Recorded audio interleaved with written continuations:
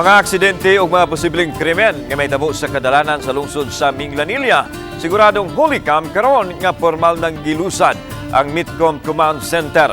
Gilauman nga magkatabang usab kini sa mga silingang mga syudad. Ang detalye sa report ni Femery Dumabo.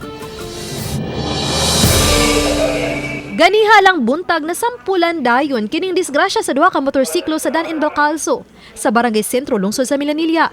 Kining nag-una nga motorsiklo ni hunong human gisinyasan sa Minglanilla Traffic Commission kun Metcom enforcer sa paghunong kay stoplight na.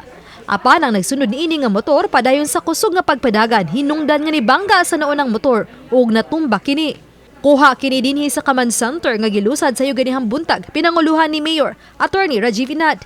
Klaro ang kuha og high-tech ang mga ekipo. Pipila sa 36 ka mga kamera nga naapay plate number og facial recognition. We're very happy to see nga closely monitor na sa dato ang tanan nga mga karsada, tanan iskina. So everybody in Minglanilla is assured nga kung naay mga traffic violations or mga collisions or mga incidents na involving vehicles o sa atong mga karsada. Gawas nga high-tech ang mga CCTV camera gipaniguro sa Metcom Command Center nga 24 oras ang ilang monitoring sa tanang mga CCTV camera alang sa diniliang pag-aksyon kung adunay aksidente o krimen man nga mahitabo nga makapture dinhi sa ilang mga CCTV camera. Kining L300 nga ni left turn bisan adunay nakabutang nga signage nga di mahimong mo left turn ang driit gyud nga makadisgrasya og motorsiklo. Naklaro daling napatawag sa Metcom ang iyang plate number human na monitor. Dugang sa Metcom nga dako kining matabang usab sa kapulisan sa pagsulbad sa krimen di lang silang lungsod apan lakip na usab sa silingang mga lugar.